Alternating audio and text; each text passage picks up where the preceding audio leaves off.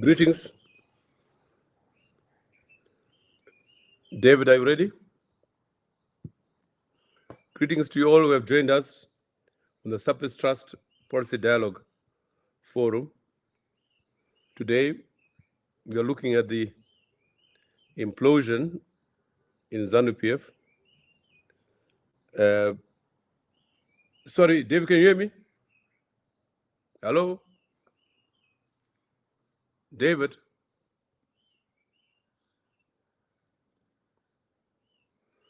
You can hear me? We're looking at the implosion in ZANU-PF and the unprecedented corruption scandals in and around the state. More significantly, we want to consider, in the course of our discussion, whether events in or developments within ZANU-PF necessarily impact on the national process. And this is why we're visiting this subject today. It's a happy coincidence or unhappy coincidence, whichever way you look at it. But we are right in the middle of the implosion itself, in the middle of the ZANU-PF annual conference, and indeed in the midst of a process that almost rings the bells about the extent to which history repeats itself.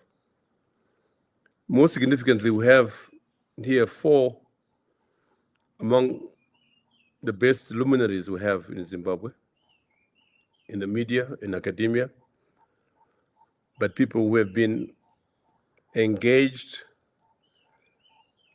especially now with the Zimbabwean process. And they're coming from all over the continent, all over the world, one might say, reflecting as they do, thereby, the nature of the Zimbabwean diaspora. But the manner in which they comment, the content of their commentaries, you'd think they were right here at home, or right in the Politburo or the Central Committee of ZANU-PF. We have Reason of our from Sydney. Reason is a prolific writer. Or just saying to him, the readers can hardly cope with him. His pen is prolific. His observations, incisive, profound, and we'd like to hear from him today just about the developments of the last 2 days and what's likely to happen the next day or so. Then we have Jealous Mawarire, another prolific journalist, commentator, fearless, but well-informed. Whether you like him or not, he's there, and you cannot ignore his commentary. Then we have Chipo Gendere, out in the US. I don't know where in the US, but she's there and is a regular commentator on this platform, certainly. But has also been writing as an academic that she is on the Zimbabwean process. Then last but not least, Dumisani Muleya, one of our best journalists, a trend maker, and one cannot ignore his interventions from time to time. And this week, he has helped us with the dossier from Chiwenga. Chipo was asking earlier on whether the dossier is genuine. You may ask Dumisani to answer that question. And so, as we go into this, we'll begin with Chipo. After Chipo, we'll have Jealousy, and then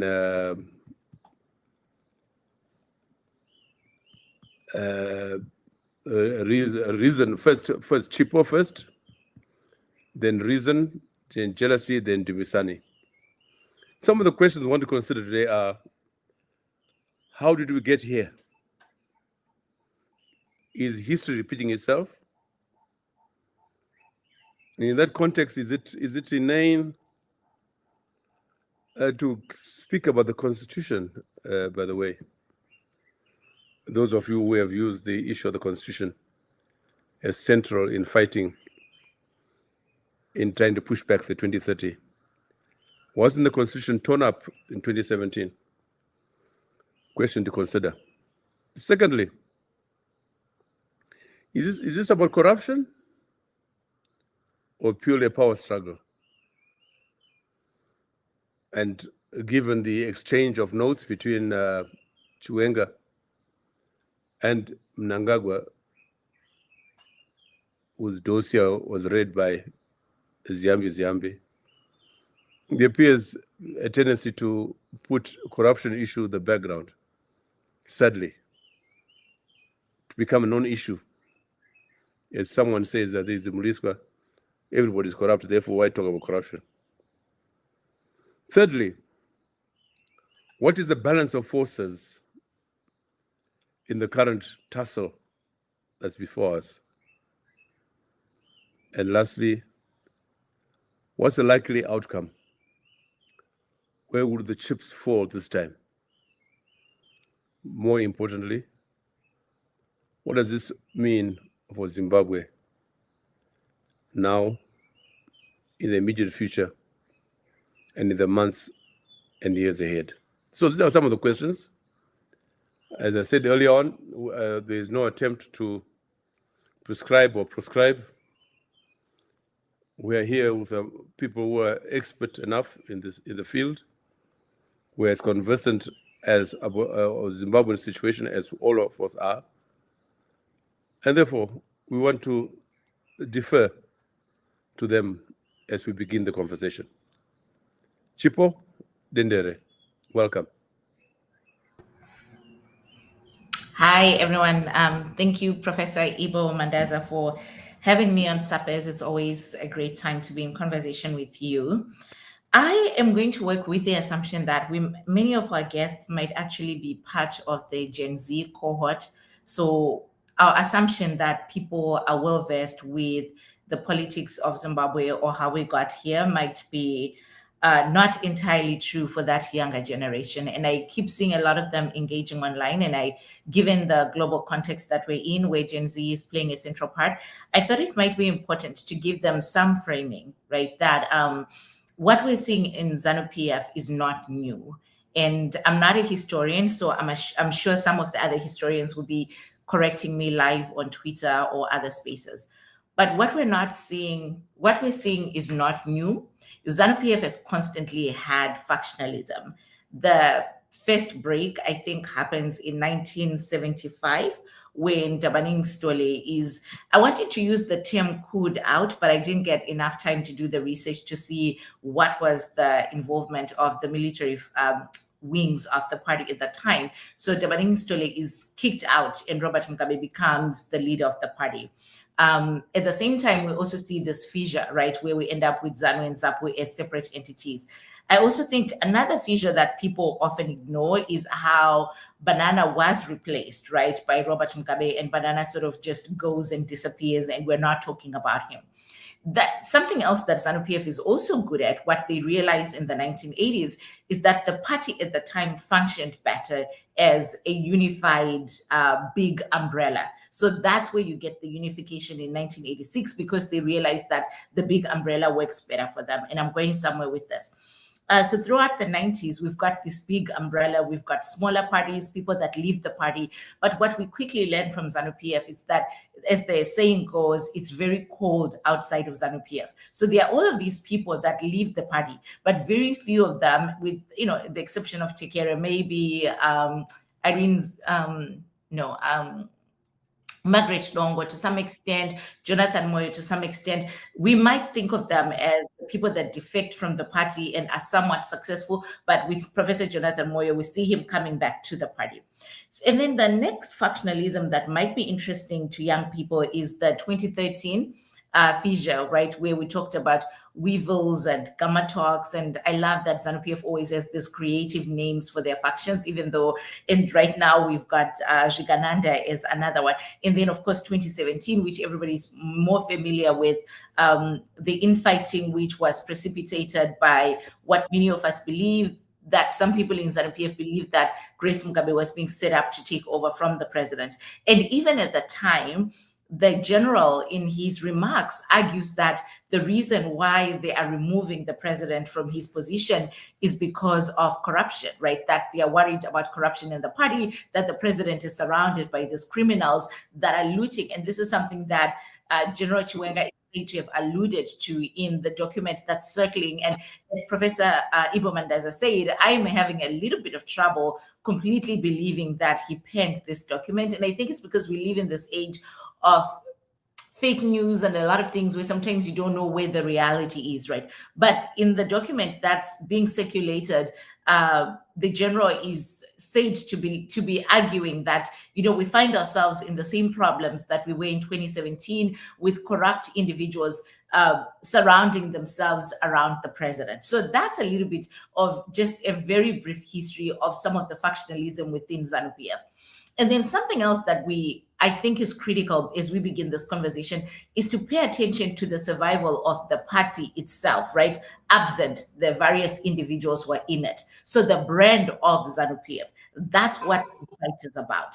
I don't think any of these people are necessarily interested in forming their own political party with a different name, because they understand the brand itself. The party ZANU-PF is what brings with it the financial resources, the political capital, the votes, if you will, the structural support. So there is the fight of the brand itself, right? And then we can think about the different characters individually. So who are the players in today's fight? And I'm going to say this at the top, that Themba Mliswa to me is not a critical player in this at all, right? He might be the loudest on Twitter, but he's not the critical player. So the way that we're being told the story is that we've got General Chiwenga on one end, and we've got President Mnangagwa, who's surrounded by the likes of Wicknell and Tagwire, who are the money people, right? The people that are saying they've invested money in the party, but they've also gained a lot of money. And that's where the corruption circle is. And the argument is that the general is arguing that, well, corruption is not good for the brand ZANU-PF.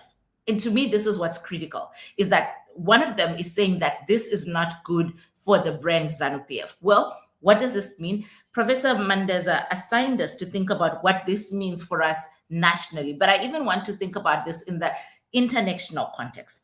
This is happening at a period where we've already seen uprisings in other parts of the world where people are pushing against corruption. That's why I mentioned young people at the start of this. So we've seen the riots in Nepal. We've seen the riots in Madagascar. We're seeing stuff that's happening in Seychelles. We've seen stuff happening in Kenya.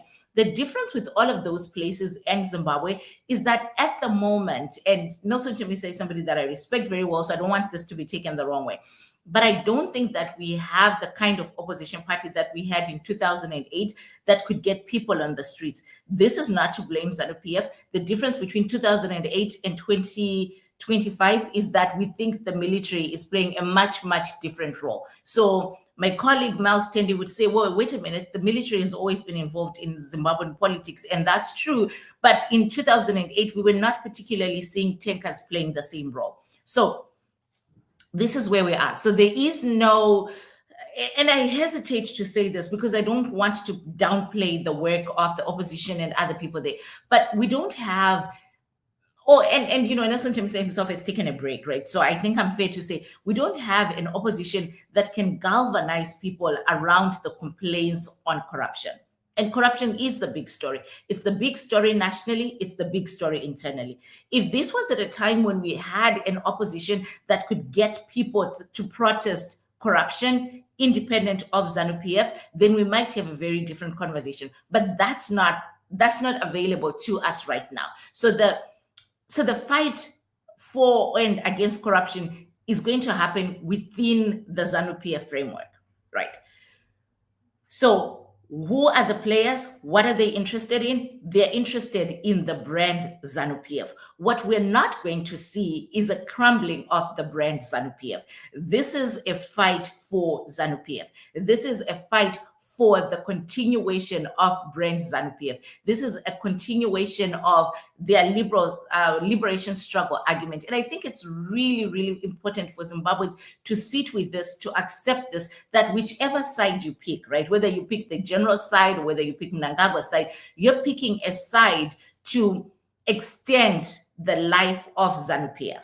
And that's critical, right? That the goal for either party is to remain in the brand ZANU-PF. I didn't get a chance to listen to what Chris Mchangwa was saying, but from what I gathered, again, it is about the brand ZANU-PF. So what does this mean for Zimbabweans? It means for Zimbabweans, we are still being held in some ways hostage by the brand ZANU-PF, and there is no outside force outside of ZANU-PF that can take over this messaging of fighting against corruption. So the tussle really is about who gets to be the next ZANU-PF leader.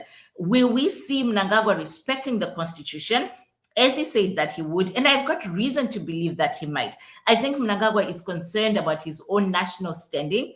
I think they're concerned that you can't have a coup. You have a coup, you get kicked out of the African Union. We've just seen that happen with Madagascar, right? So these are real concerns. I don't think they want that. And whoever takes over brand ZANU-PF, they don't want to do it in a way that is publicly violating either the constitution or the norms of engagement, right? So if they got the coup route, I'm still not sure that that's where we're going. So I will pause there and let my other panelists come in.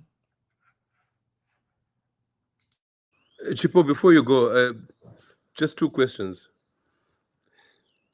You speak of brand ZANU-PF. Is ZANU-PF that organic? No, it's not. It's not about it being organic. It's that, that's why I say that the brand that they want, it's the institutions, it's the financial. So whoever leaves ZANU-PF loses the money, right? They lose the institutionalization of ZANU-PF. So ZANU-PF.0 cannot exist in Zimbabwe. It cannot exist in Zimbabwe. So but I mean, they have you also made the point about the relationship between the ZANU brand or the brand ZANU-PF and the liberation credentials. But you have a big tussle right now about the entry of people without any liberation credentials. And even the revelation today that people like Tagwire, complete outsiders, have been running the party right from the coup in 2017 to this day. What does it say about ZANU-PF? That would only matter. What does it say about ZANU-PF as a brand? I'll add another dimension. Another dimension. Have you realized, if from your research, that all the founders of ZANU, all of them died having left ZANU, including Mugabe?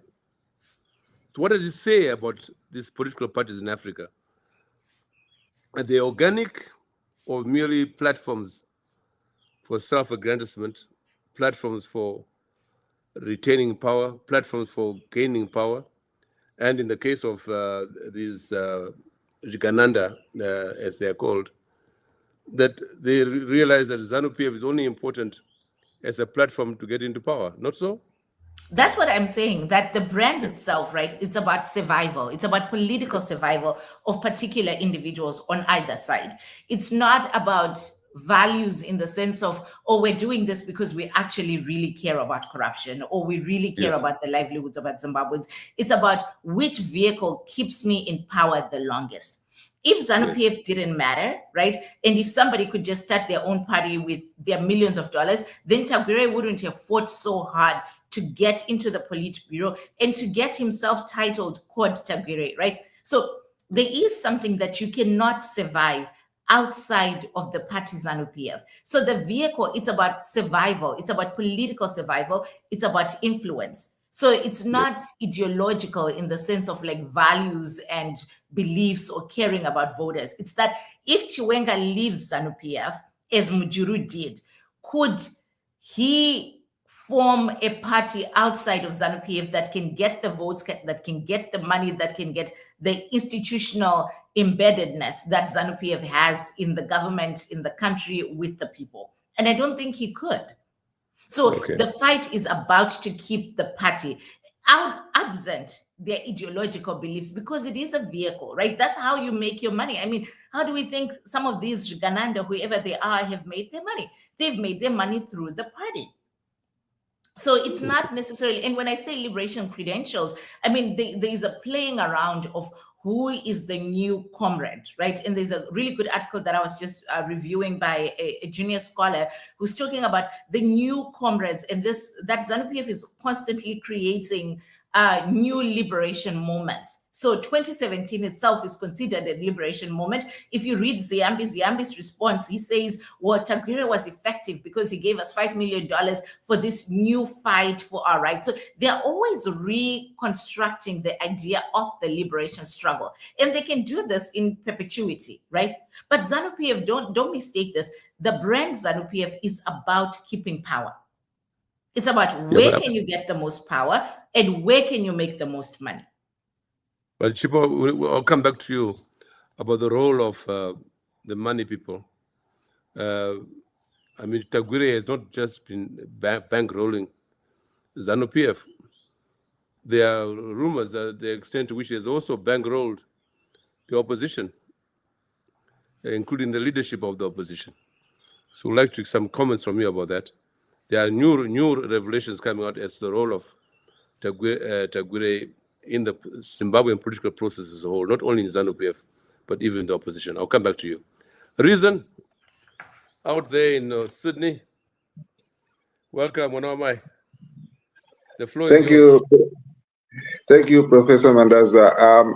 And thank you, listeners, and thank you, Dr. Dendere, for that incisive commentary on what has been happening. You did mention the history of ZANU-PF in terms of its power transitions, and you started off with the 1974, the Nari Rebellion, what happened, and I would go back, like you referred to back to 1963 and the ZAPU-ZANU split. So the sidelining, political elimination of Joshua Nkomo as a national leader and try to rebrand him as a regional leader, as a regional figure. The narrative was just trying to reduce what he gained as Father Zimbabwe, Chibwe Chiteza.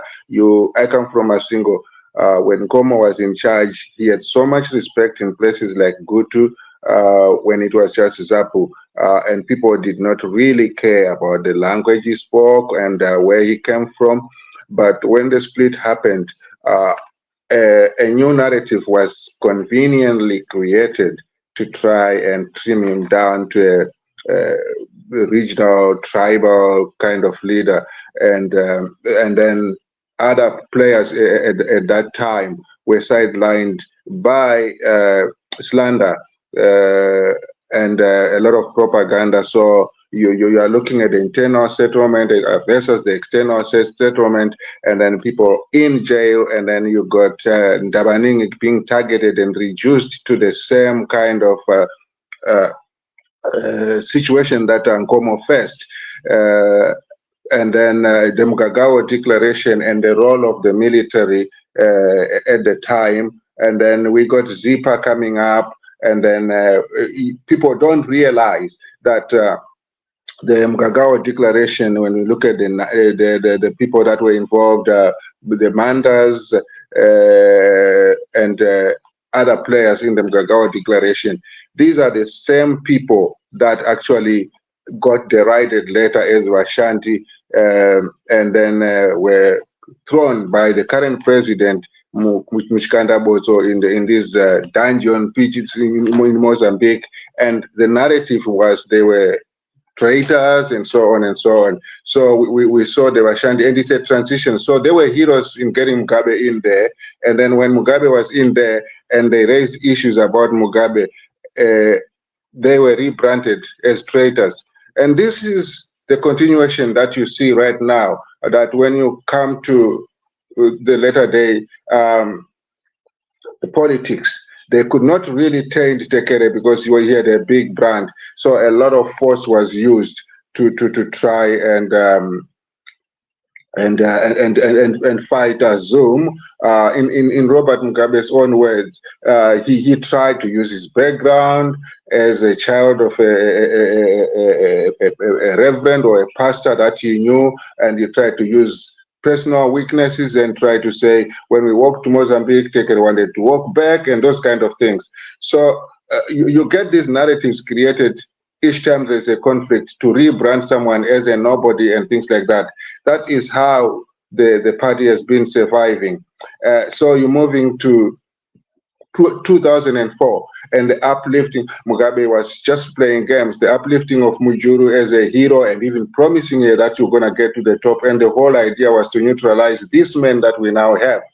You know, the Dinyane Cholocho declaration, and how it was neutralized, how Goche played a part in telling Mugabe, on the other hand, that Mnangagwa was going to do a manawasa on Robert Mugabe. So Mwanawasa was out of politics, and there was a crisis in Zambia, and then they went and took him from his law firm, thinking that they were just dealing with an existential problem that was in that country. And when he got in, the first thing is he turned on Chiluba and so on. So the whole idea was, if Mnangagwa is going to be vice president, he already, with the structures he had created in the provinces and so on, he was going to turn around Robert Mugabe and do a Mwanawasa, and then Cholocho is crushed, and then Mujuru is raised as a very promising leader.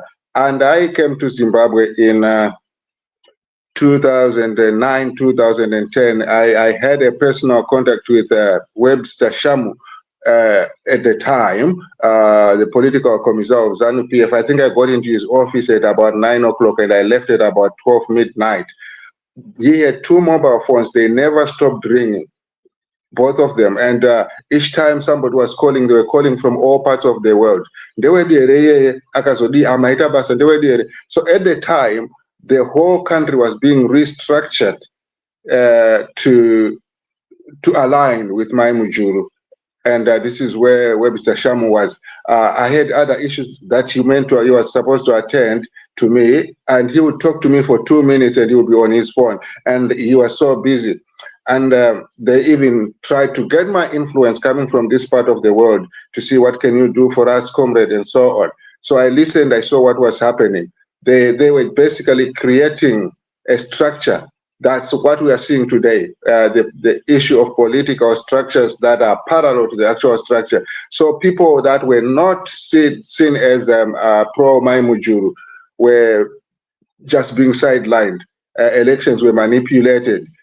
People would be told that the election has been cancelled, whether it's a district, but this is what I heard on the phone. Elections had been cancelled, and the people coming to preside over them had gone back to Harare, or something had happened. And some people would be given different information. They turn up, and then the election goes on, and somebody is accused they did not turn up, and that person becomes the representative of the party. A whole lot of dirty politics. So she rises, she becomes so powerful. People realize within the party, like you rightly said, that it is the source of wealth, it is the source of power, it is the source of privilege. So people realize Mai Mujuru is rising. Everybody starts aligning with Mai Mujuru. People jump in, and people jump in because they see where the wind is going. Robert Mugabe sees that. He says, okay, this is where Mnangagwa was when I crushed him in 2004. And then she's suddenly a witch from Lotito. And those structures that she created are immediately dismantled. Those who are quick enough to switch sides do so quickly to try and realign with the new wave of power. But those who could not make it, Daram Tasa and a whole lot of other people, become victims.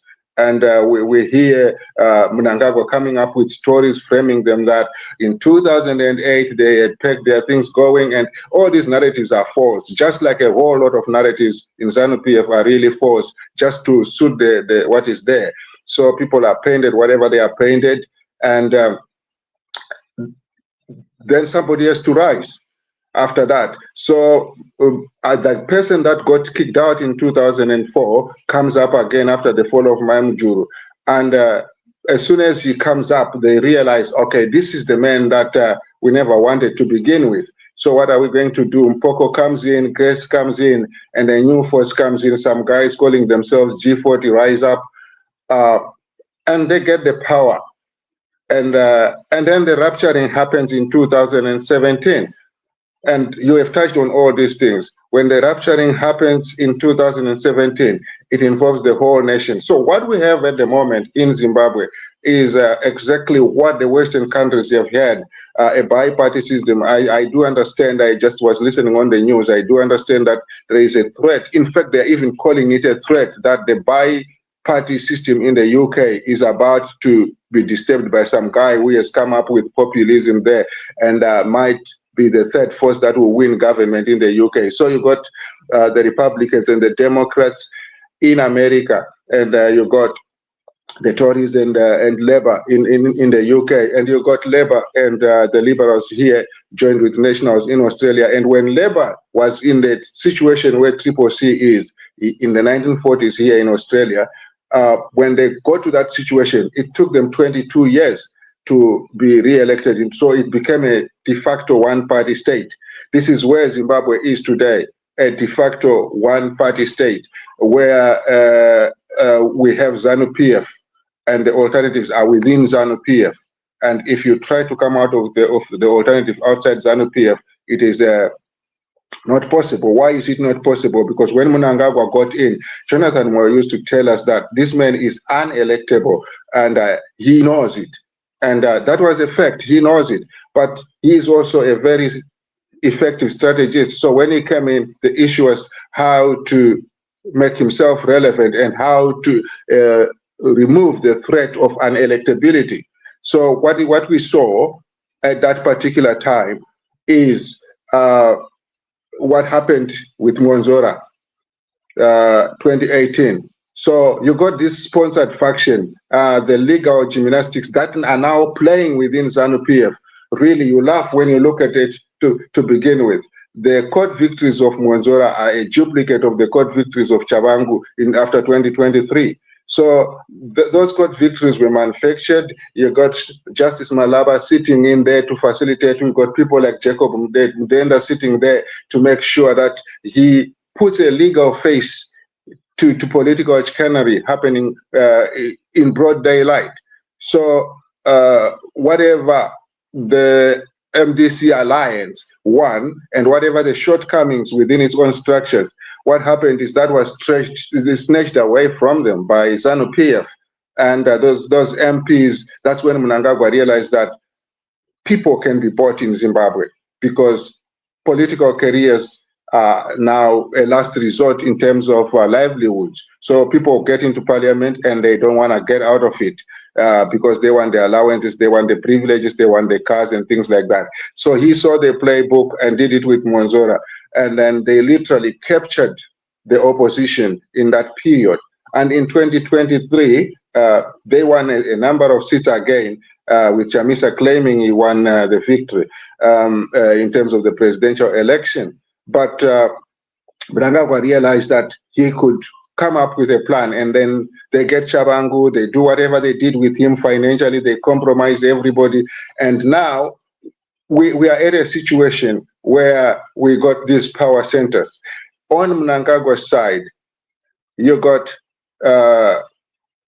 young people that have been conditioned to aspire into prosperity via ZANU-PF, via entrepreneurship, via political connections. And you also have a nation that has been conditioned to admire gains of criminality, to admire proceeds of crime as a legitimate business enterprise. And you get an opposition that is also admiring corruption, and there's no one with a moral conscience to say, look, this is not going to work. Chamisa did mention when some ridiculous allowances were mentioned, and housing loans and things like that. He mentioned it was political bribes and so on, but his voice is really, really, when it comes to those matters and corruption and so on, is in fact, he's voiceless at the moment, apart from the verses. So what we have now is a situation where we got a bi-faction run country, while other countries have got a bi-party system. So we have these factions that are deliberately created within ZANU-PF, and then they capture the attention of the people. And this is where the power is playing. And now the opposition has become part of it. it has become part of it because they have been compromised, and to the extent that they are going to spearhead the legal gymnastics that we have now in terms of the 2030, 2035 agenda.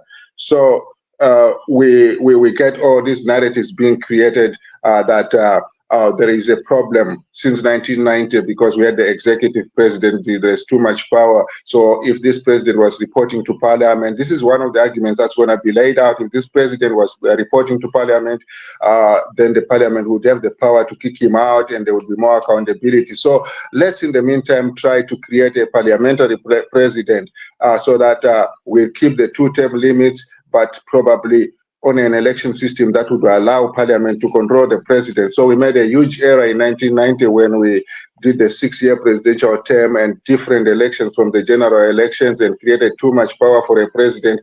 This is Jonathan Moyo coming back for relevance, coming up with all these ideas with his BBI, whatever he is calling that document that he's using to try and create another narrative. So this is where we are as a people. And Mnangagwa knows now that the existential threat for him from the opposition is totally gone. And this is, how did that happen? He realized that if he was going to use politics like what Robert Mugabe was doing, he probably is not as articulate. He doesn't have the charisma. He doesn't have the political capital that Mugabe had. He doesn't have the international reputation that Mugabe had. But this is a poverty-stricken country that poverty has actually been transformed into an asset. So he can play around with the dollar. And this is exactly why from Command Agriculture, they started to put money together through a very corrupt system that funded 2017. So when you say Tagwire funded 2017, we're just falling into the same mistake that the whole nation is falling into. It's political laundering. You go into public funds, loot the money, and you come and represent that money as philanthropy. You can't come and represent that money as some kind of sponsorship. Where did Tagwire make his money? Look at what Marawarire was talking about with the Kuvimba mining house. How a $21 million company is suddenly converted by gymnastics to 1.9 billion, and suddenly it is creating some kind of passive income of 23.6 million or something like that per month for an individual after being converted to something else. So these financial gymnastics are done, and then when they come back, they reinvest the proceeds of crime. The process of criminality, they reinvest that into the political system. And then we see a billionaire, an artificially created billionaire like Kudata Gwire said to have been funding 2017. And they know it. In their times of many conflicts, what did we hear Chris Mutangwa saying? He said, we know where Kudata Gwire's money came from. It came from the party, and it can be taken any time, with that little dispute over Tagwire's entry into the Central Committee. So, and the dossier that we're talking about from General Chiwenga is saying precisely the same thing, that these are shares for the party. ZANU-PF says 45% shareholding in Sakunda. And this is the money that this man is masquerading as his money is coming back to the party to give crumbs of their own shares and as personal money. So it's repainted as philanthropy, as generosity. He is now bankrolling the pay system in ZANU-PF. He can just buy the army 500 cars. He can choose to buy 10 ambulances for the country. And then we have all this parallel structure where the presidential schemes are coming in, whether it's the GOAT one, it is the Bowo one, or it is the affiliates being funded to mobilize for the party, as if the party doesn't have structures anymore. So people just form affiliates to ZANU-PF, they start receiving money whose sources we don't know. Those monies are distributed by people like Tungwarara, who are not part of the government, and they are distributing money that is again said to be a presidential fund run by a parallel structure. So this is exactly where we are going. And the tragedy is, like Dr. Dendre rightly said, the opposition is nowhere, and they are beginning to feed into that by-faction system, because that's the only way to survive. So the way I see it now is that they realize we have taken out the opposition. We have captured it, just like we have captured the judiciary, just like we have captured the state. Now we have captured the opposition. The only thing that we need to do is manufacture public consent. This is where we are heading now. They're going to manufacture with all the II system. The words are going to be said to be agreeing into this new system that is coming of electing a president through parliament. So there is going to be a big manufactured consent within ZANU-PF, where if you are not saying what they want to hear, you are not part of the system. Or if you're saying what they don't want to hear, you are replaced by a parallel structure that will just turn up. If you look at the number of people that are at the ZANU-PF conference now from the Zimbabwe faction, they are just coming there without the proper definition of who should attend. They will simply come and attend because they got money and they got businesses and they have influence in the party, and they are there to drown the voice of the actual legitimate structures. So this is where we are as a nation. And when you say, where is Pastor Chamisa? He comes in here and he says, corruption, what Chiwenga is saying, the dossier, this is not the problem. The real problem is a stolen mandate. So there is a political momentum, and you are coming up with the likes of Geza calling in for some kind of uprising or mass action on the 17th of this month. And when that momentum rises, you got Chamisa technically trying to neutralize that, to say, okay, if we're going to do it, let's do it for a different cause. We had an election stolen here. That's where it starts. This is not the problem. The problem goes back to 2023. But the reality is, what are we reclaiming as a people of Zimbabwe? There are people within ZANU-PF with a mandate to reclaim the party, to reclaim ZANU-PF, because the old ZANU-PF, which ideologically had a standing in the world, just if you're looking at the international picture, they're shoulder to shoulder with the ANC, standing with the PLO, and having all these relationships with countries like Cuba, China, and so on and so on. So that ZANU-PF that was respected has to be recaptured, because what we now have is a family trust that does not even bother about all those things. Have you ever, with whatever happened in Gaza now, Zimbabwe was just unusually quiet because we are out of it. If Robert Mugabe was there, he would have definitely said something about what was happening in Gaza. So we're not doing that anymore. This has been reduced to a family trust run from a farm in Kwekwe with people with money running issues. And ZANU-PF has a duty to reclaim that institution. And this is what Chiwenga is trying to do, because he's cornered. He knows he has to survive within the party. So he's trying to reclaim the party.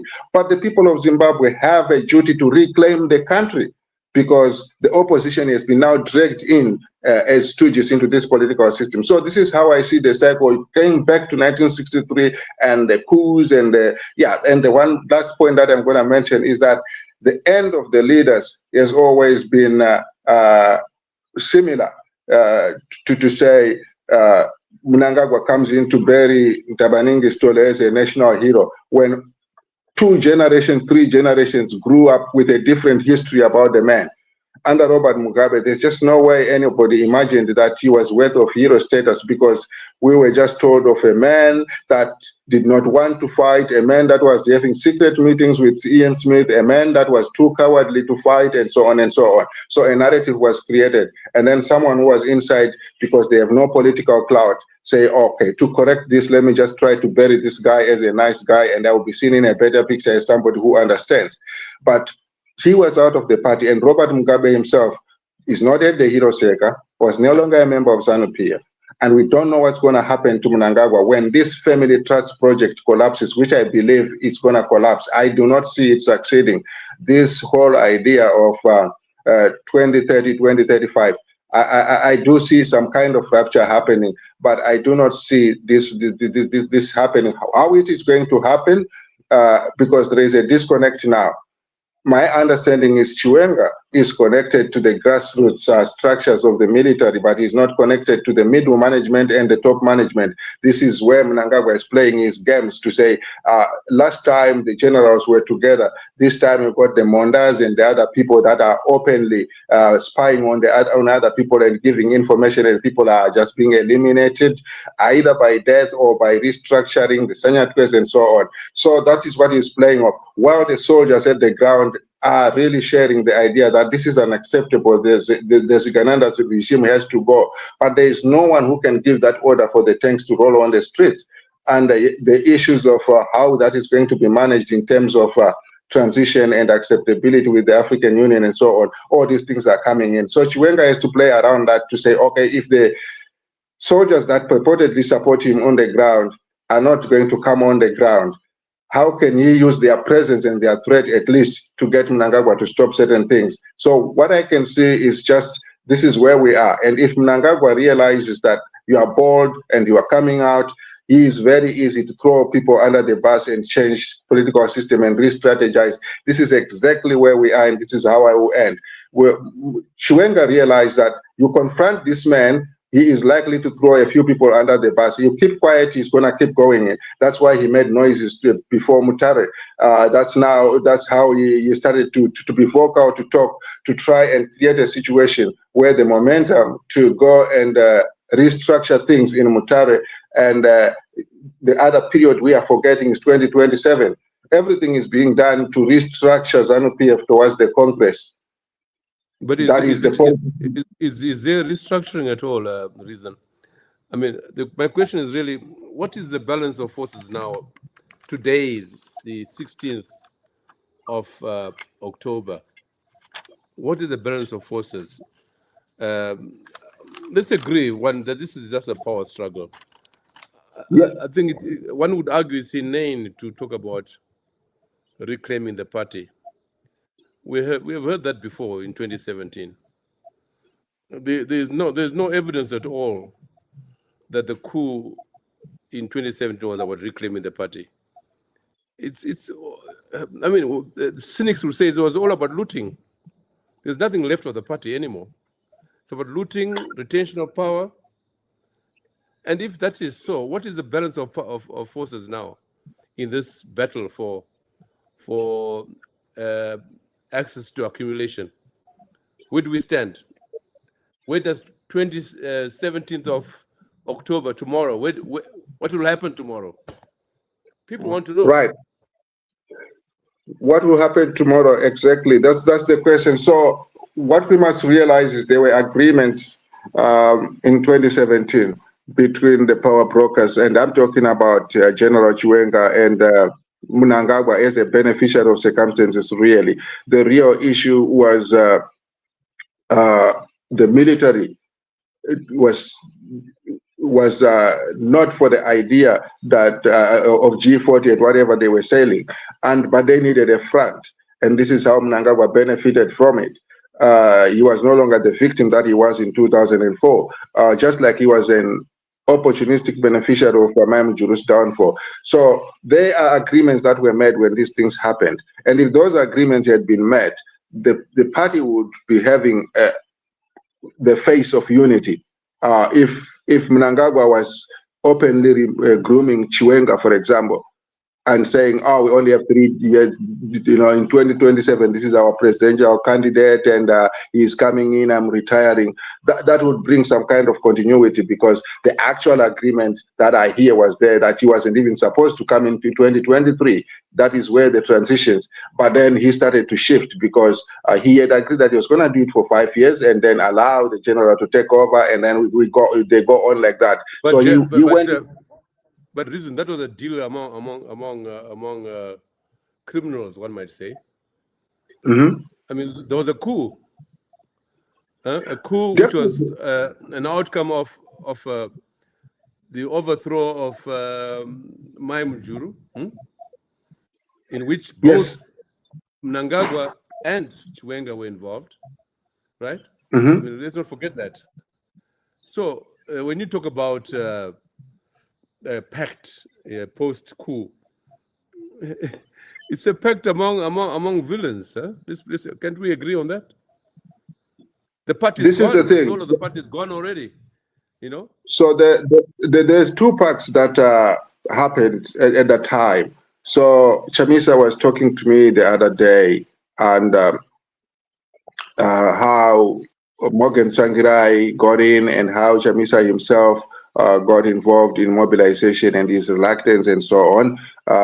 So there was a pact and an understanding that was not written that the transition was going to form to come in some kind of inclusive government, and it was going to involve the opposition, and there was a bit of naivety in getting concrete commitment towards that. So what happened was, even within the so-called Lacoste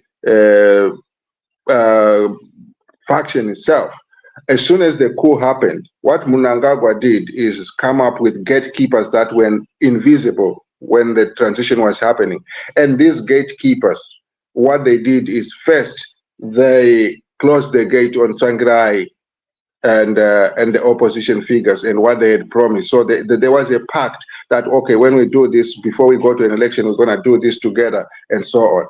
And that did not happen. And then there was another pact within the party where we're talking of the military and Mnangagwa himself. And you are describing it as a pact among criminals. Yes. So there's betrayal on the part of the opposition. And this is exactly why the question raised first on October 17 is going to be a bit of an issue in terms of getting the political legitimacy, the cover that we got in terms of mass action. Mugabe did mention, they took him to the window to show him the crowds. And he said, who are these people? In his own words, who are these people? These are MDC supporters. What are they doing in a ZANU-PF issue? This is exactly what he said. So we can't get those people back on now because that pact was betrayed, and now people are reluctant to come in. So you come to this issue where the issues in ZANU-PF get nationalized for political benefit.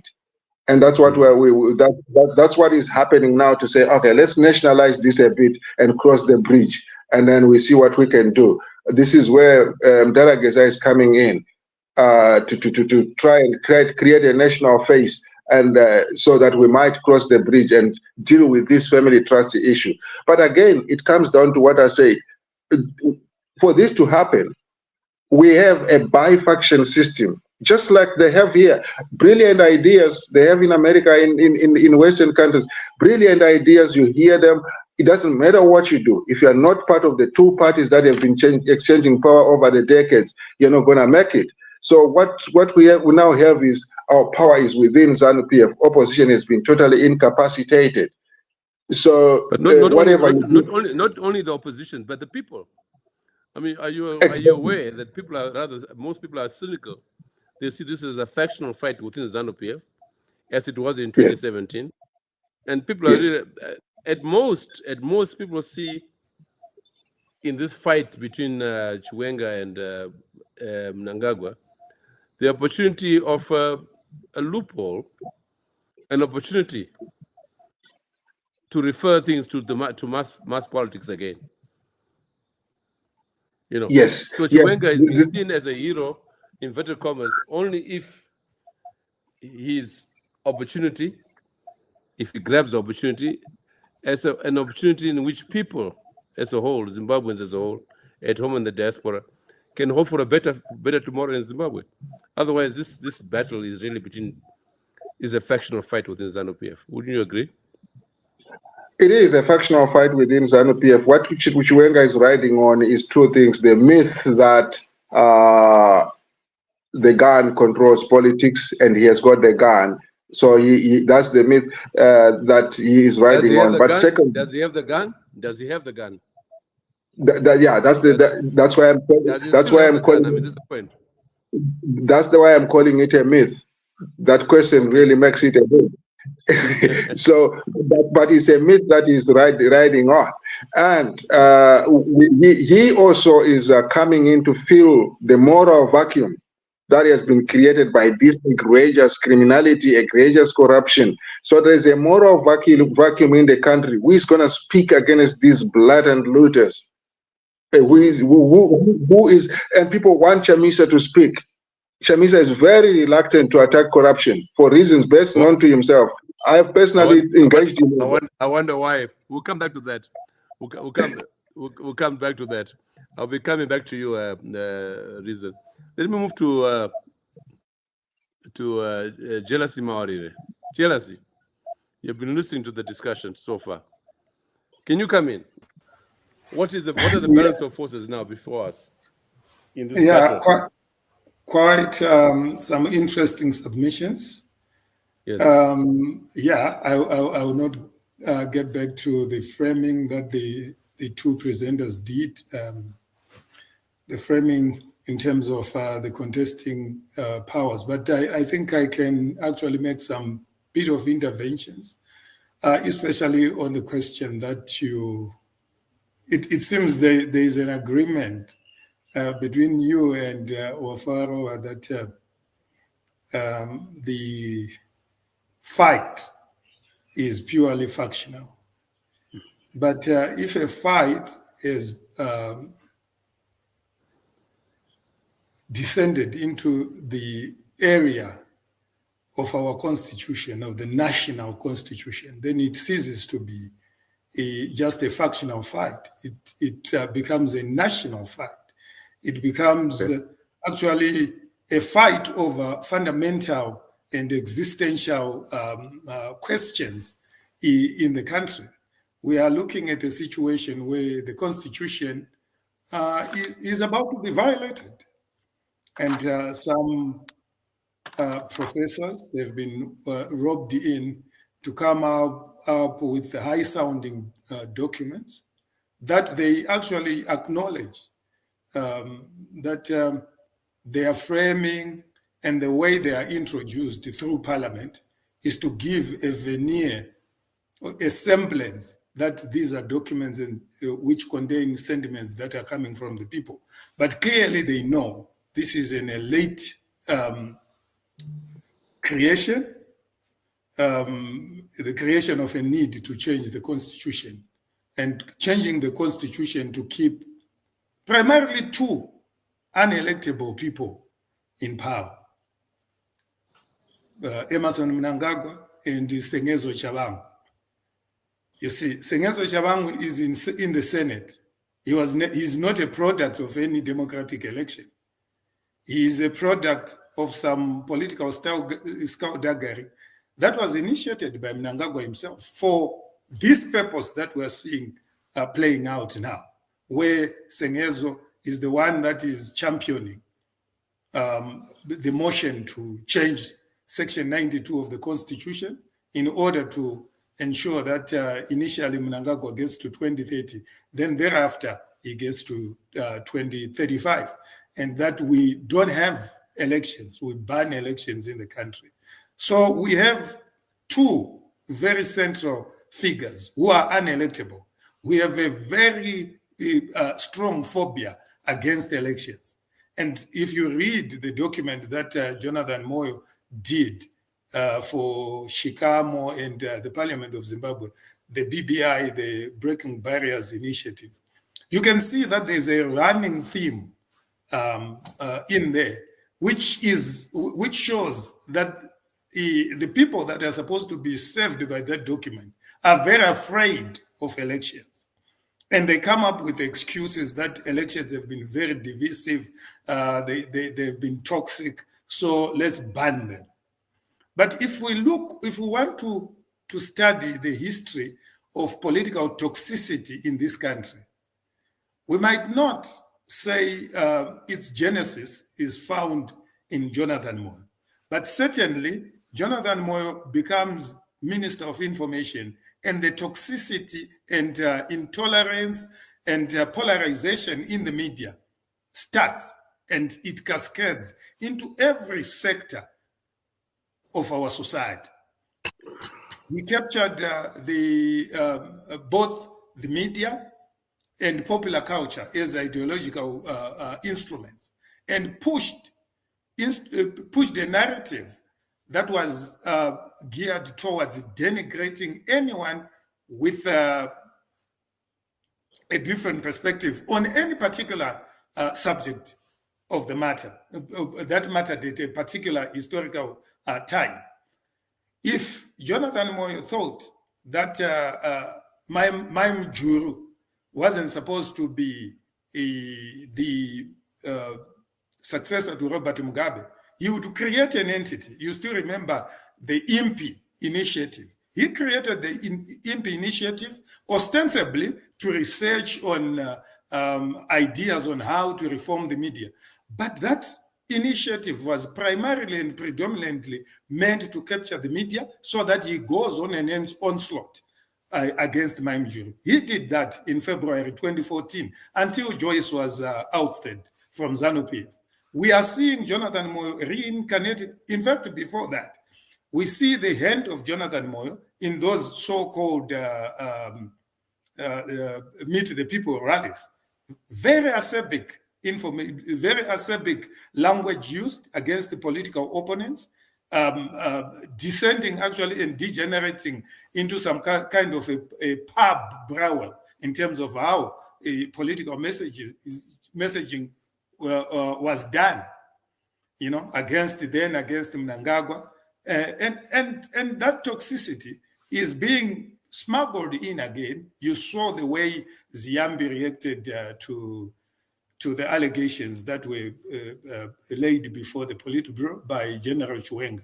If you look at the wording of that document, you can see the toxicity, you can see the hand of Jonathan Moyo. And he could not wait actually to accuse Chiwenga of treason, because Chiwenga had in his own document accused Jonathan Moyo of treason as well. So you can actually see that Jonathan Moyo seized the opportunity and seized the fact that Ziambi is an intellectually vacuous lawyer who cannot actually advance anything. He's also unelectable. That's why you find his buy-in into this document that wants to ban elections.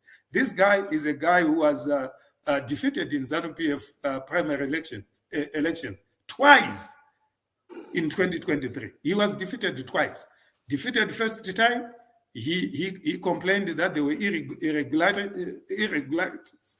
Then he went for another election, and he was even trounced by a wider margin.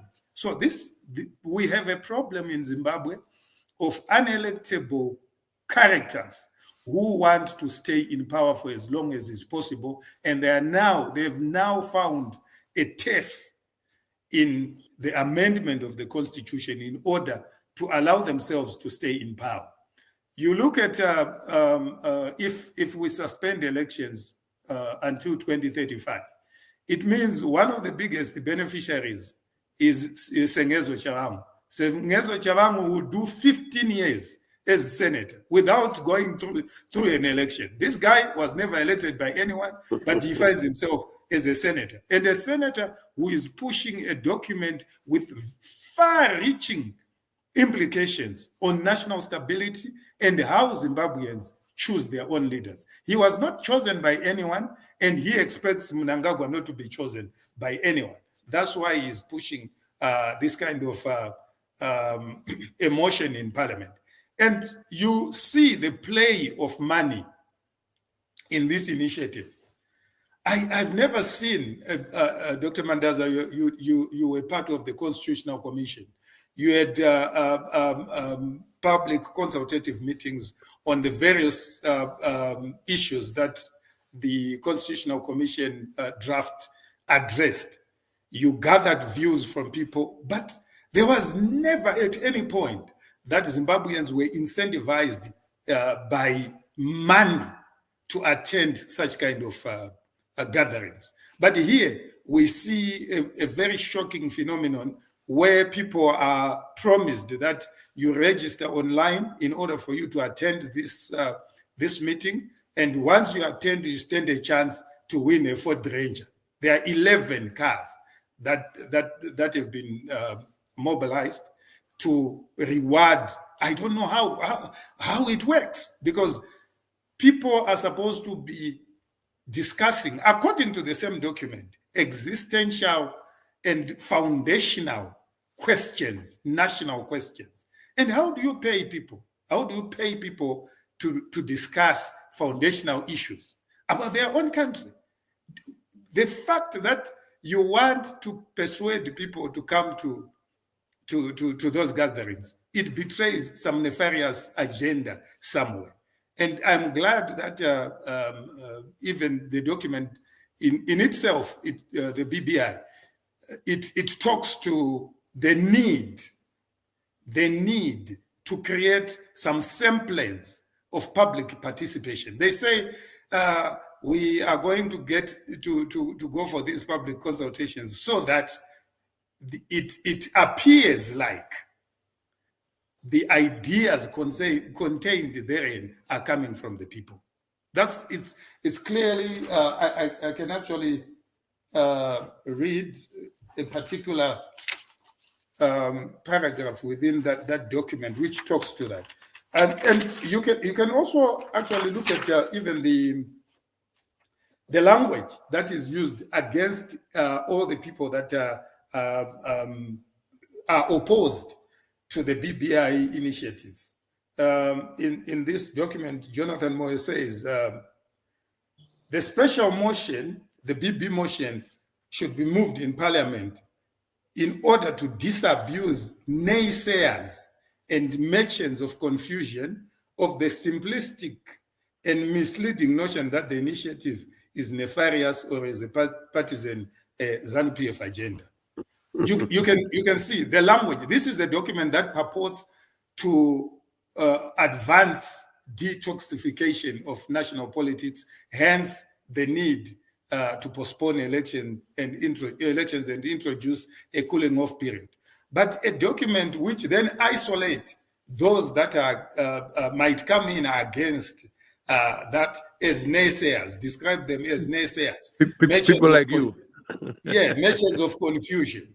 You see, how do you characterize other Zimbabweans who have a different perception to what you are putting forward as naysayers and merchants of confusion? Criticizing the initiative is by no means propagating confusion, but it's promoting national discourse. We are saying if the agenda is to detoxify elections, then let's look at electoral reforms. We don't need 10 years to do electoral reforms. We don't even need 2 years to do those electoral reforms, because it's a question of introducing proportional representation, full-time proportional representation, so that you make the whole country one constituency. Once you make the whole country one constituency, you don't compartmentalize the country and build fiefdoms, because the current system where you elect councillors and MPs directly in constituencies has precipitated that kind of winner take all and very violent political contestation. Because if you say Mawarire is going to contest in Zaka South, it's easier for me to deploy resources there. Resources, both financial and human, to do whatever I want in order to win, because I know every vote that comes from there is my vote. So it will be easier for me to put in my money, to put in my foot soldiers, and also to eliminate those that I know this one is against me. You can actually zone areas within the constituency and say, these ones don't support me. So what do? Some of them are disenfranchised. Some of them are intimidated, because you can actually cycle a particular area and say, this is my constituency. So every resource that I have, monetary, violence, I will put it into that. But if we go full-time proportional representation, it means we have depersonalized our political contestation. It's no longer about an individual, because the contestation in constituencies has always been on individuals. It's this Mawarire, what does he bring? Someone might even come, if you listen to some of these campaigns, they're very personal, you know. Mawarire was thin only 5 years ago. He's fat now because he has been eating your money.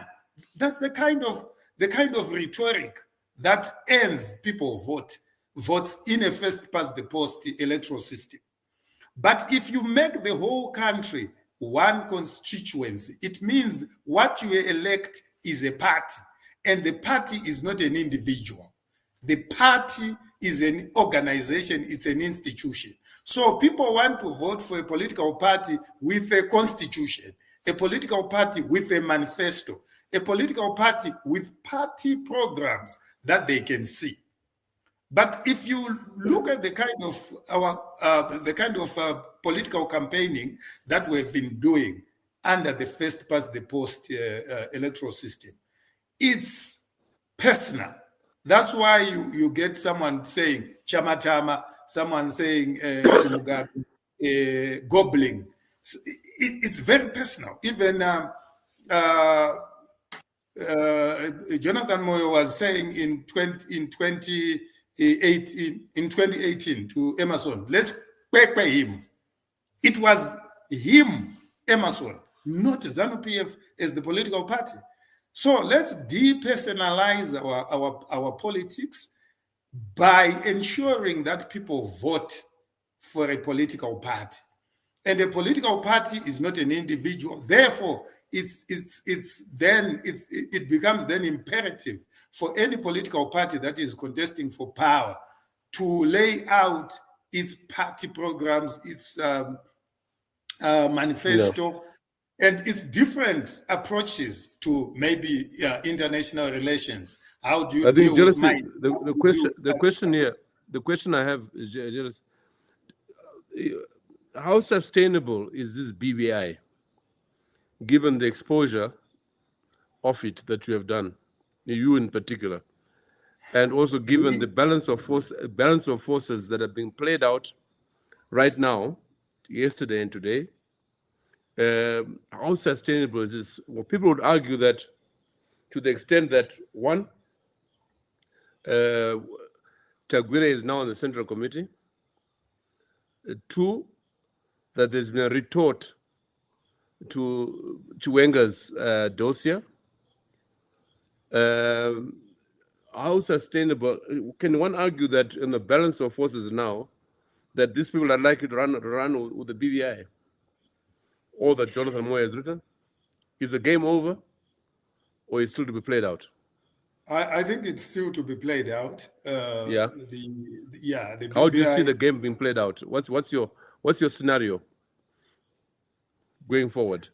I'm told that there will be demonstrations tomorrow in Harare, and certainly the contestation between Emerson Mnangagwa and General Chiwenga, I don't think it has ended, and I don't think it's ending very soon. But it's gonna keep on playing out. But the most unfortunate thing is that we are having elites who are very prone to being bought using small trinkets like vehicles. We have MPs who are also available to anyone with a bit of money, even 40,000 United States dollars. So given that situation now, and you now have academics like Jonathan Moyo also being bought to push through something that is very ridiculous, something that under normal circumstances, someone of his educational stature wouldn't push. You know, you can't say that a president that you acknowledge in your own document that is a result of disputed and toxic elections. You want that president to be rewarded with 10 years without subjecting himself to the people. I thought if we realize that this president is a result of contested elections, the most rational thing to do was to cut his incumbency and subject the political party to a new election. And even in their own submission, they are saying that once we change the Constitution, Section 92, and we introduce the election of the president through Parliament, then the president has to have a new mandate. But they don't want the new mandate to be a result of an election. What kind of I think you have said it somewhere that basically they don't believe in elections anymore.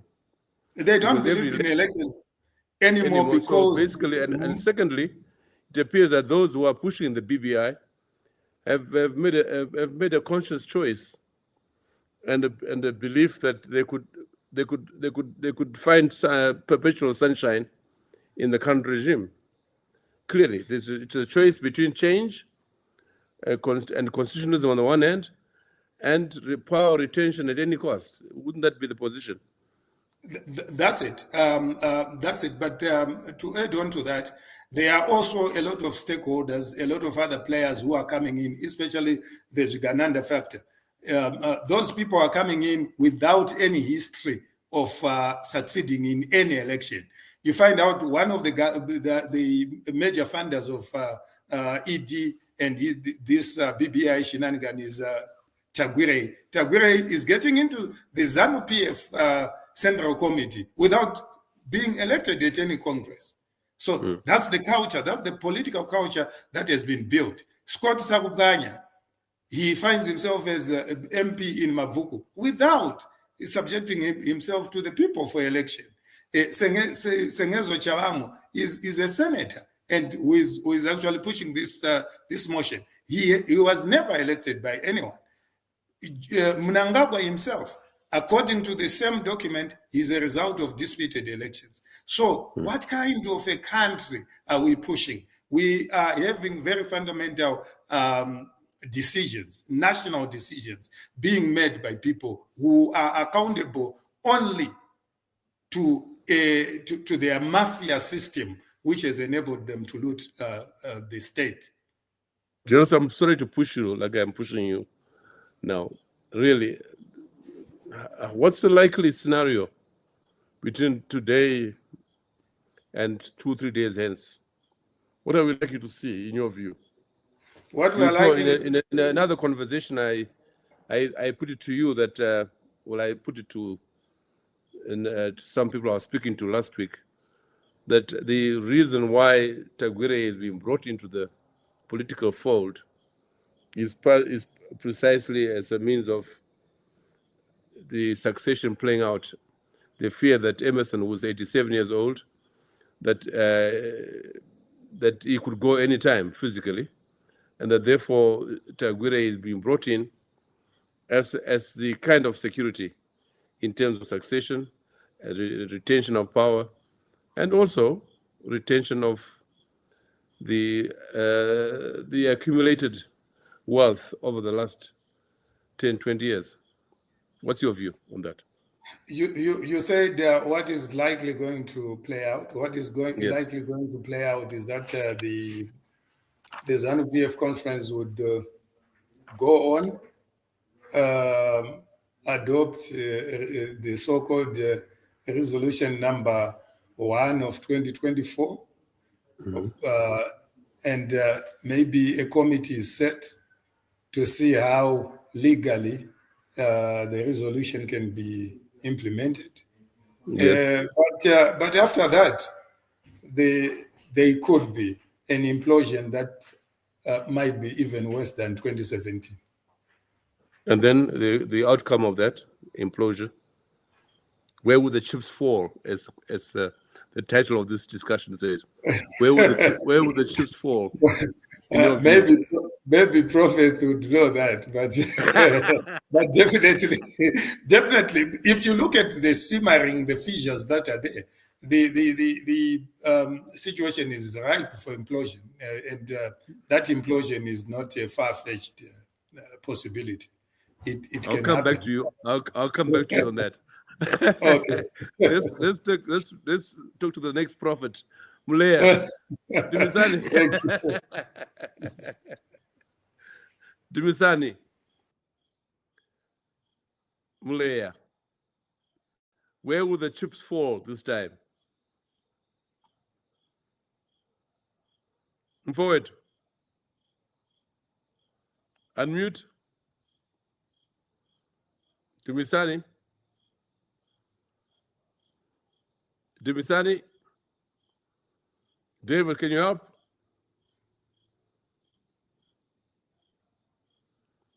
Dumisani, can you unmute?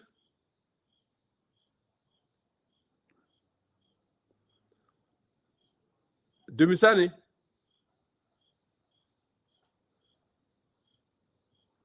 Dumisani? Reason, can you come in? I'm here. Yes, I think we Where will have the chips really... fall? Is Dumisani in now? Oh, yeah, Hello? he's in.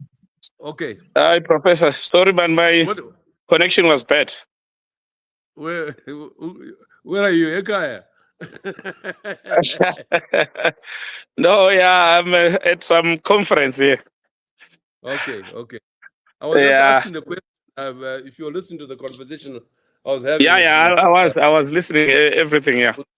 Jealousy came close to being a prophet, but he wouldn't go as far as I was pushing him to.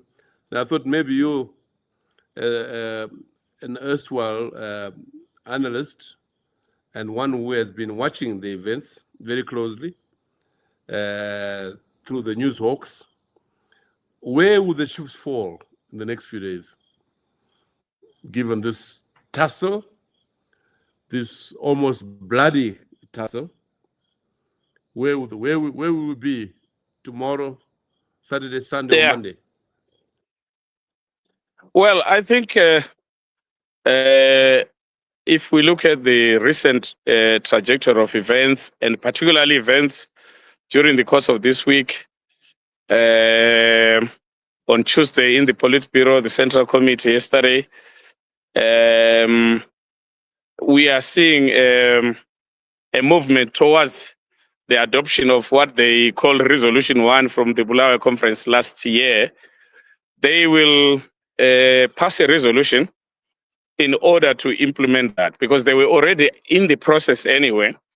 The ruling party had already put together a committee in the Politburo to come up with implementation mechanisms for that Resolution 1, which needs another resolution in Mutare in order to implement.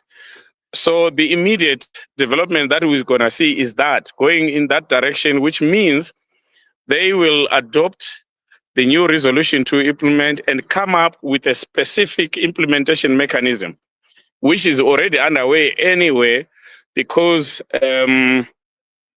Ziambi now is the Legal Affairs Secretary, and the Justice Minister is working on those processes.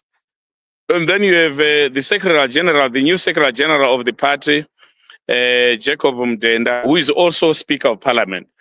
So as head of secretariat in the ruling party, he's going to be involved in a smooth process from the party into Parliament for implementation.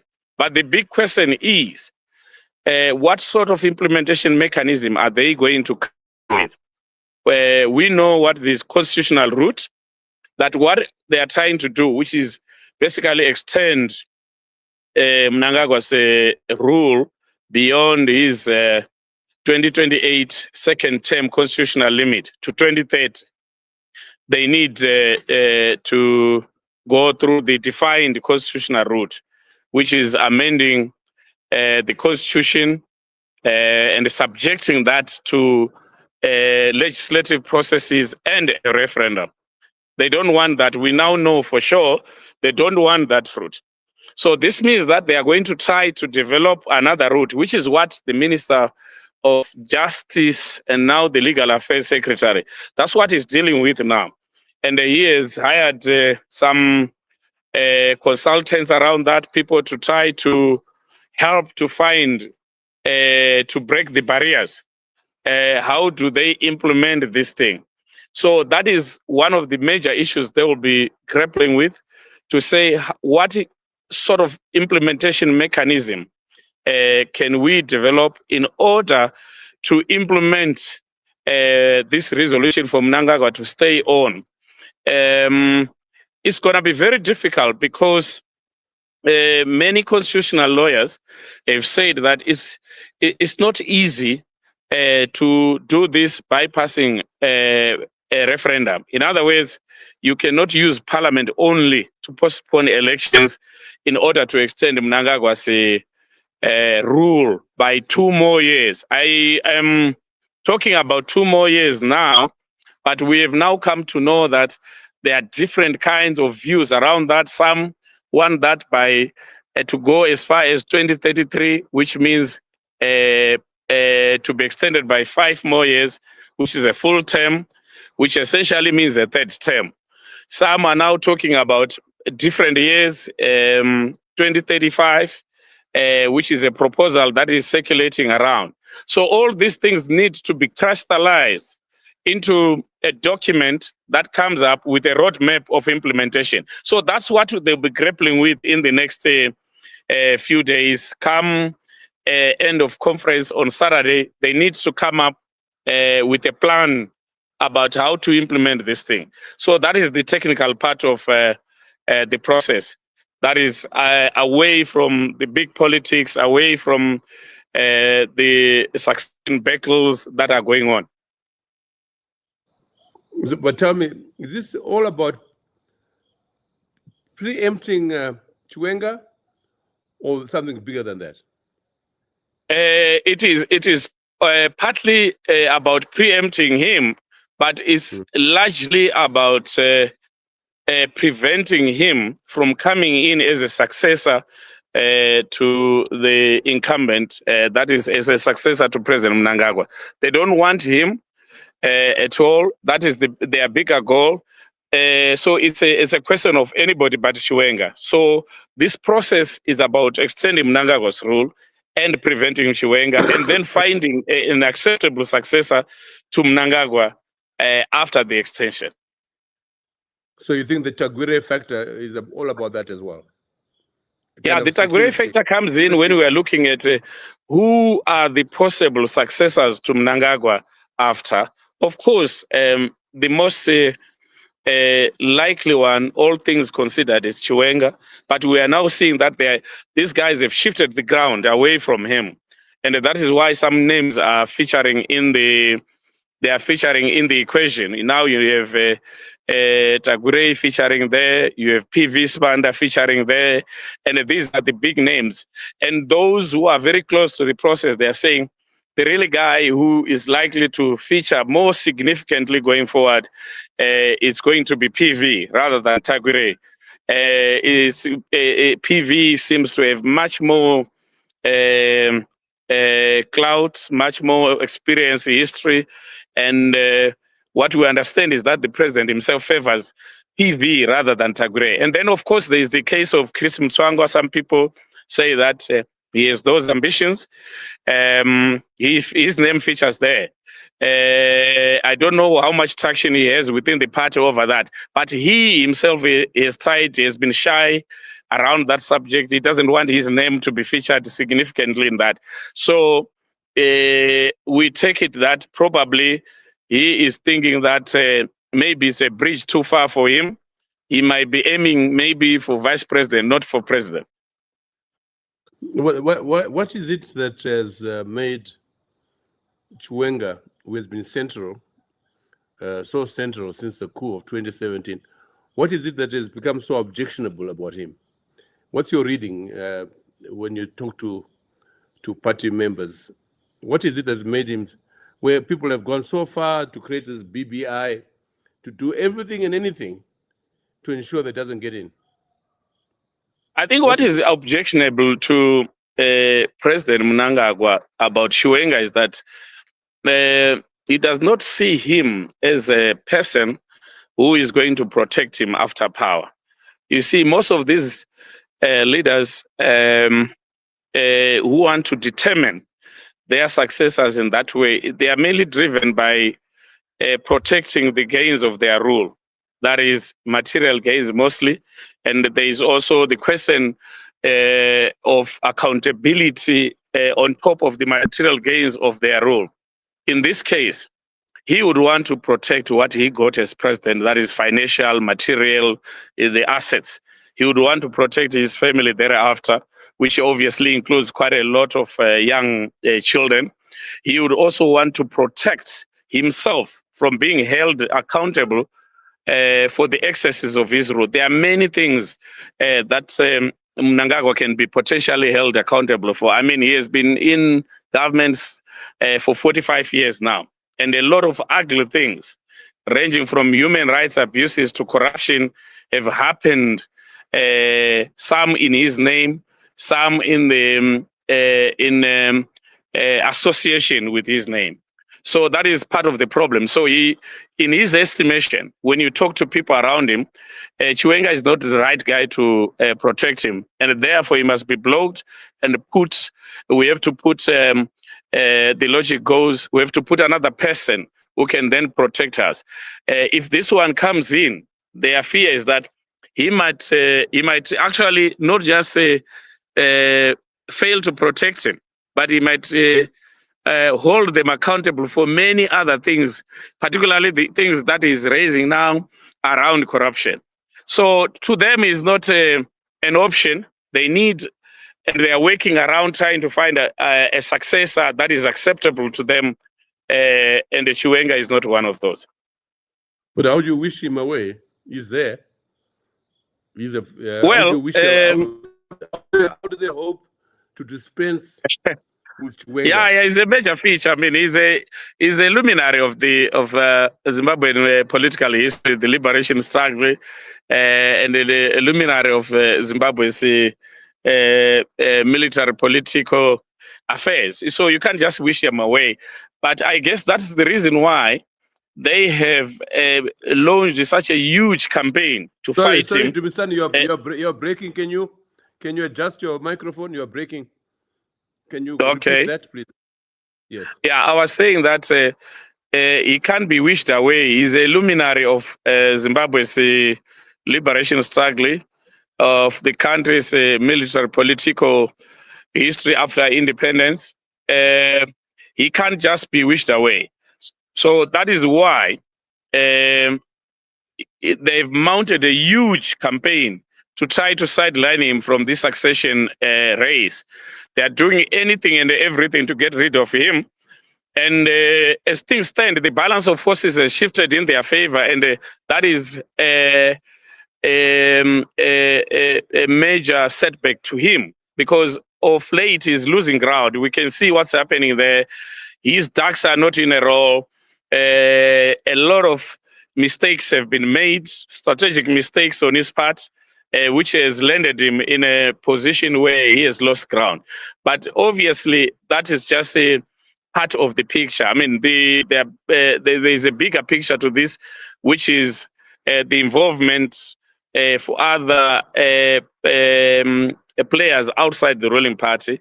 You have the military there. It's a major factor. So it depends, as we stand now, what grip does he still have in the military? Does he still have that command, that grip? Is he still deeply institutionalized in the military for him to be able to use that as leverage to seize power? What about the people? Hasn't this rightly or wrongly raised his profile in the minds and perceptions of people? Yeah, the people are always bystanders. In a party like ZANU-PF, which where the succession issues, they are a preserve of the few elites to determine how it turns out. I mean, the people really come later to endorse after the process has been managed in a particular way to yield a particular outcome. The people will come in this case, in 2027 during Congress. The conference tomorrow is not elective. They are not going to have a direct say on succession, but they will have when it comes to 2027. But yet at the same time, we do know that this is an elite fight at the top. It's a fight at the top hierarchies of the party, where power is at stake, material things are at stake, where influence is at stake, where security or protection of interests is at stake. So those are the things. And of course, this is defined by many other factors. I mean, defined by money factors, defined by ethnicity issues, defined by regional loyalties, defined also by the idea of some having a sense of entitlement that they must rule because it's themselves. So you have all those things coming into perspective. But obviously, colleagues in this program have already earlier contextualized the issue, that this is not a new issue. It goes all the way back to the formation of the ruling party, and that the ruling party anyway, ZANU-PF itself, is a creature of factionalism and a succession fight. Right from day one, it's a direct product of factionalism. And it has always sought to resolve its internal contradictions through factional battles, engagements, infighting, purges, including killings, as some colleagues have mentioned earlier about many other critical junctures that defined how succession issues were resolved in ZANU-PF. It's not a new thing, but what is new now, what probably stands out as new in this current succession battle, is the question of money. In the past, these succession battles, they were not fought around money issues or corruption issues.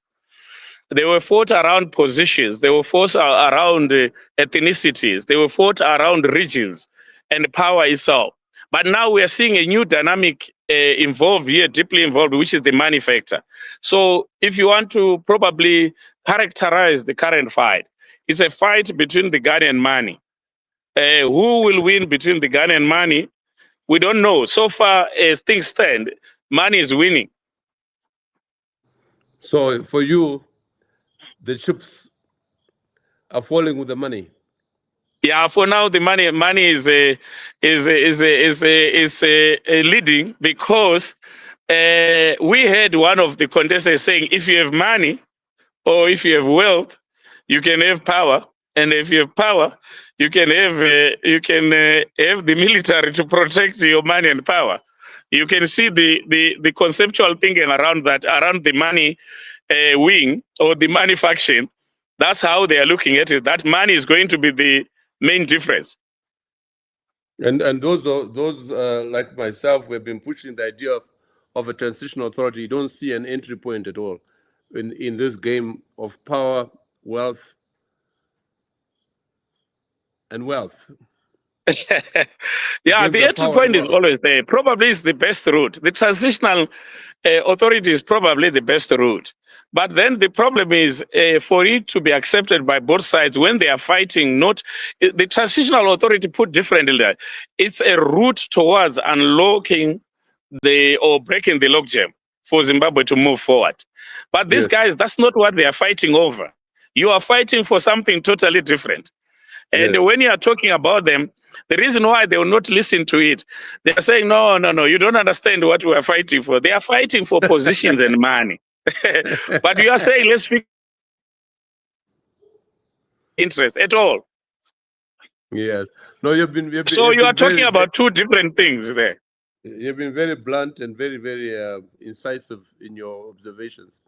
I don't know if I'll come back to you, but I think you've said everything that I think can be said in the context. So I want to, in the last, as we close now, I'd like to ask you, Dumisani, your last words.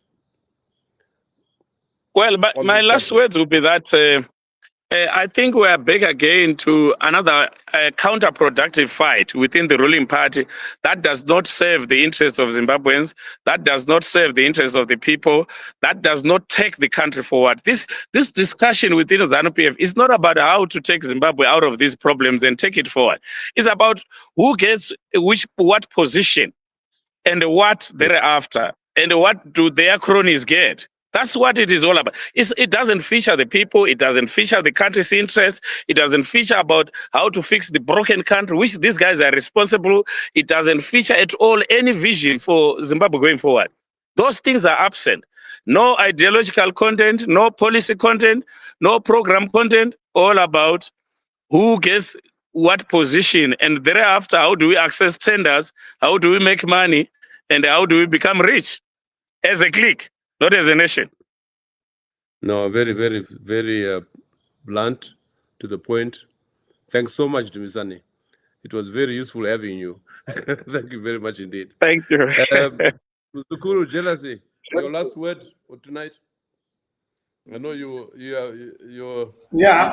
probably the last time you want to talk. Yeah, I would like to believe that saying comment that comment on Dumisani's conclusion. Yeah, of course.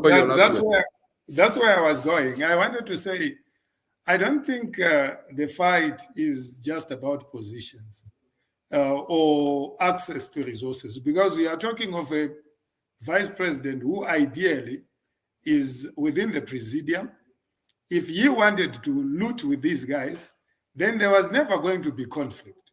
But the fact that there is conflict means that there is something that the vice president is doing which is not amenable to the kind of criminality that is going around the president. Because if he wasn't talking about corruption, if he wasn't coming out in the public to say, we have to ensure that the mineral resources that we have are supposed to benefit the generality of the people. Because one thing that we have to understand is that he is talking from a position of knowing exactly what is happening. He knows who is looting national resources. He knows that the minerals are not benefiting the people. The minerals are benefiting Tagwirei and Mnangagwa and his children. So his fight is not to say, I should substitute Mnangagwa so that I continue looting. No. Because if he wanted to loot, he would have joined them. He could have joined them.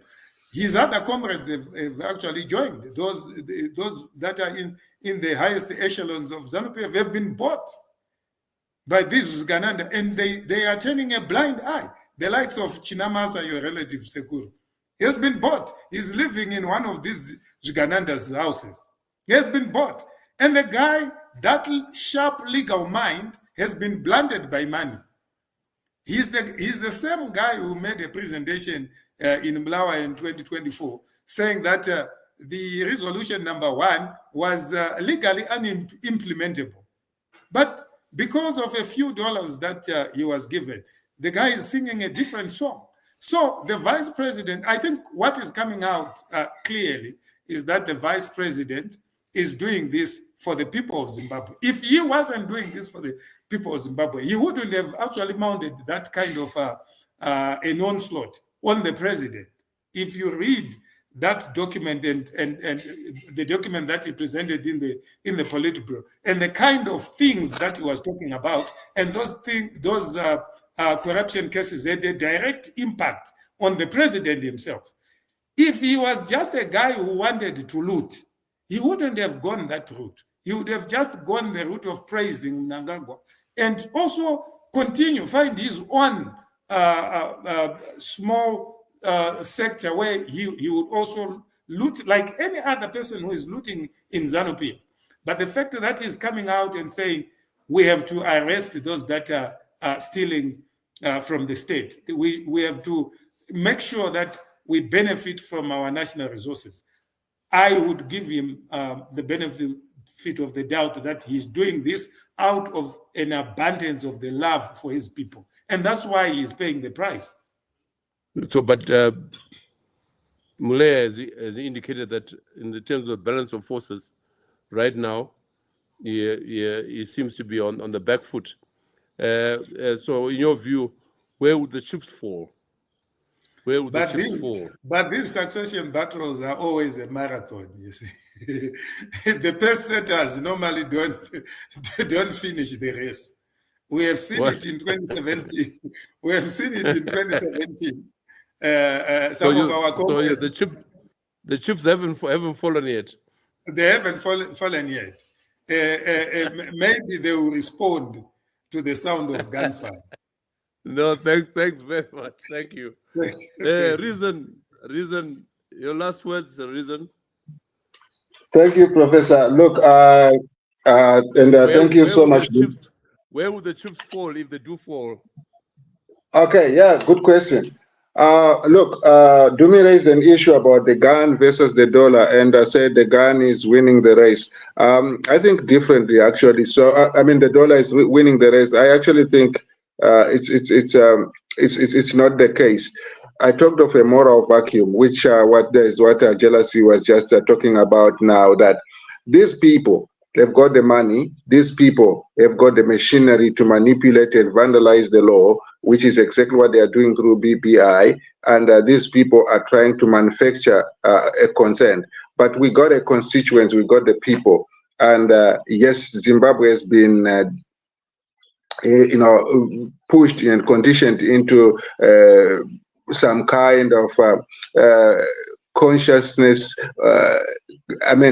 Conscience rather, not consciousness, like conscious death, where people really accept certain things as normal, which are not normal. That's a fact. But realistically, what the general is doing is filling in a vacuum where you are saying you cannot loot from a nation, you cannot continue doing these things, you cannot continue exalting people that are stealing from the same nation as heroes. So that voice is supposed to be coming from the opposition. And that's where the disconnect is. To say if what Chiwenga is saying was being said by somebody like Chamisa, I'm talking of the urban vote here, Harare would easily erupt, Bulawayo would easily erupt. But now people are looking back and looking at 2017. But like what Jealous was just saying, it is a marathon. So where do the chips fall? I think the Geza factor is still playing a role. The panic that you see whenever he comes up with a date, March 31 and October 17, if you look at how these people are shaken, they know they don't have people. And anybody who talks about people coming on the streets scares the hell out of Taguire's heart and everybody else around him, especially ED. So that silent bomb that we see is not so silent anymore. Is there, and it could erupt any time. If we go back to 1998, it takes a very little to get people in action, and when they do, you can't control it. This is the fear that is there. So the way I see it is the game is just beginning.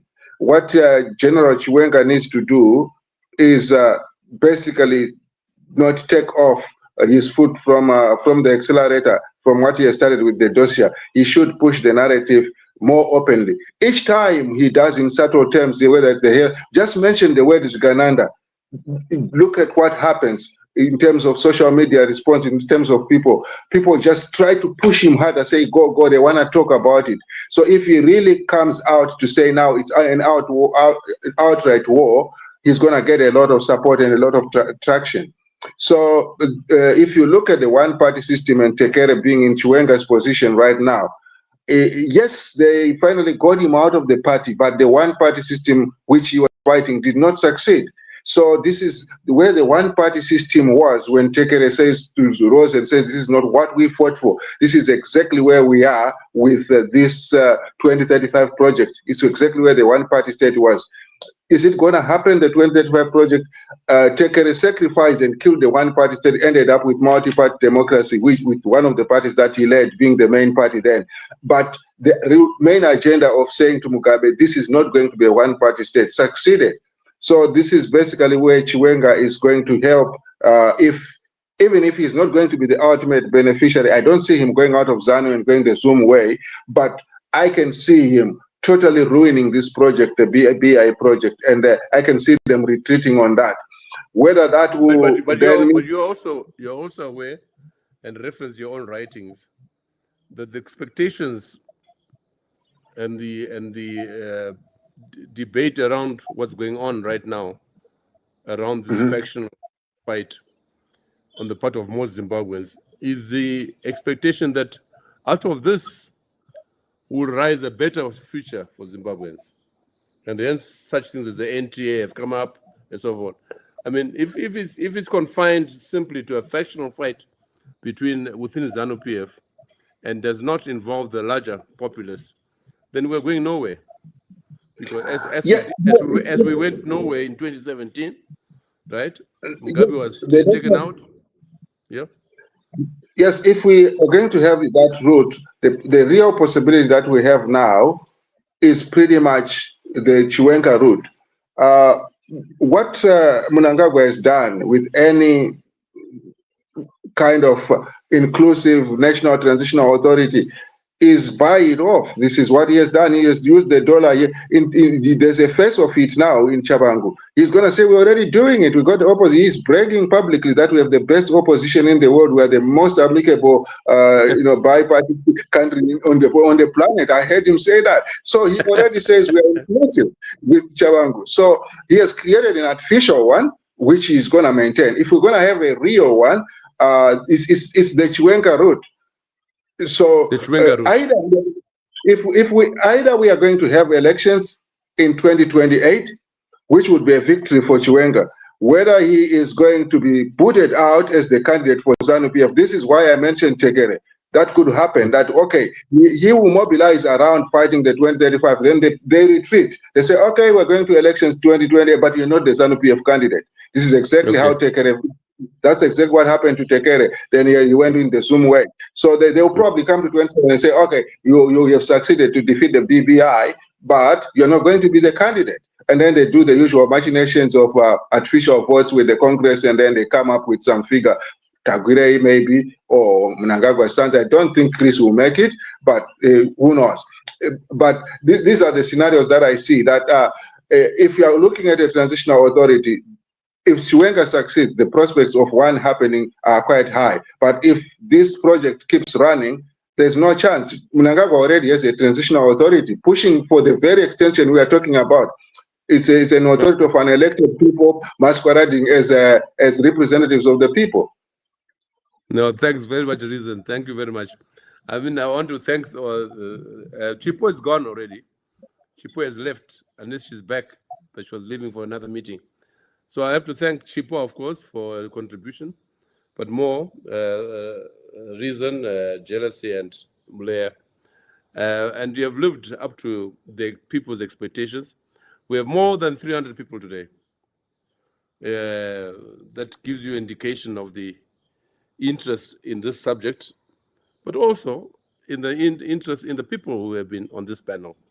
You are among the leading thought leaders in our society. And rightly, you have attracted a lot of attention today. Over 300, and I'm sure by tomorrow on YouTube, it will be many, many more. So please support this program by liking this video and subscribing to our channel. And again, I want to thank you all for joining us, and look out for our next session. It might be a political post-mortem on what is going on this week or by end of this week. So thank you very much. Reason, go back and sleep. You must be very tired. And Jealousy, thanks very much for finding time to join us. Mulea, thank you for breaking away from your conference and making the enormous contribution you made today. Chipo, thank you. Goodbye, everybody.